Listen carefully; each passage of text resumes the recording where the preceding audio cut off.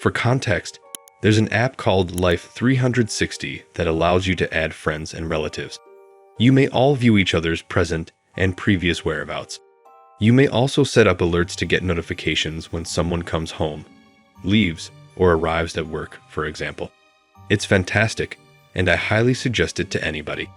Nowadays, you can never be too safe. I was at home 2 months ago, waiting for my partner to get home.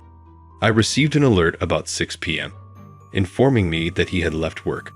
He normally takes 4 to 5 minutes to get home. I got up from the couch and went upstairs to take a bath. My bath took around 10 minutes to complete. While I waited for it to cool, I worked on other projects. I heard a bang downstairs and figured it was the front door through the closed bathroom door. I said something to the effect of, "I'm taking a bath." I heard him strolling around the creaking floors and figured he was in the kitchen getting something to eat. About 5 minutes later, I took up my phone to listen to music and realized I had not received an alert from Life 360 indicating that my partner had come home.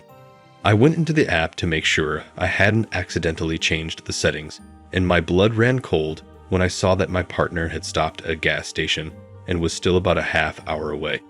I could still hear the floors creaking very gently below, like if someone was attempting to tiptoe but failing. I didn't know what to do. I dialed my boyfriend's number, but he didn't answer, and when I didn't hear his phone ring from downstairs, I became even more concerned. I suffer from severe anxiety and can sense an episode coming on.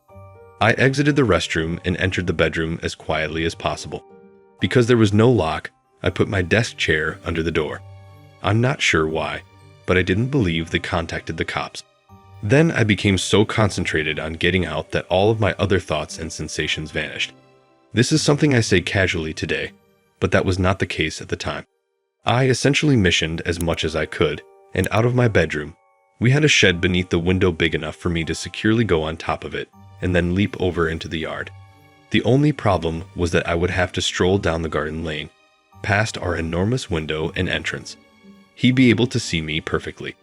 I was so terrified that I kept peering through the glass, but I couldn't see anybody.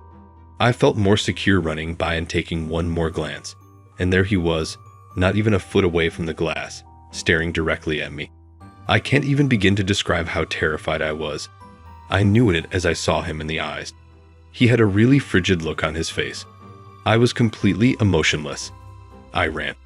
I didn't turn around. I was very afraid. I recall almost stumbling on my slippers and had to shrug them off in order to run quicker. I was sprinting along a large road between us and our neighbors. I made it. Their lights were turned on, and I began beating on their interior. They allowed me in and phoned the cops for me. I was heartbroken about the ointment. I continued urging them to phone my boyfriend, who was also heading home. When the cops came, they discovered that no one was present. We didn't have cameras, and neither did my neighbors, so we don't know when or how we arrived or departed.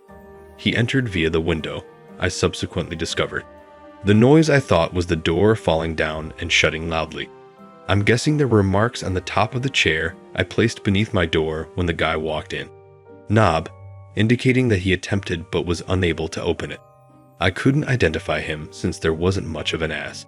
He was also wearing a face mask and a beanie, and I have no idea what color hair he is. His eyes were the only thing I saw. He was white, tall, and thin, and he was a guy. I simply glanced at him for a few seconds to make sure nothing had been taken. In any case, we now have cameras and a security system, and will never make the same mistake again.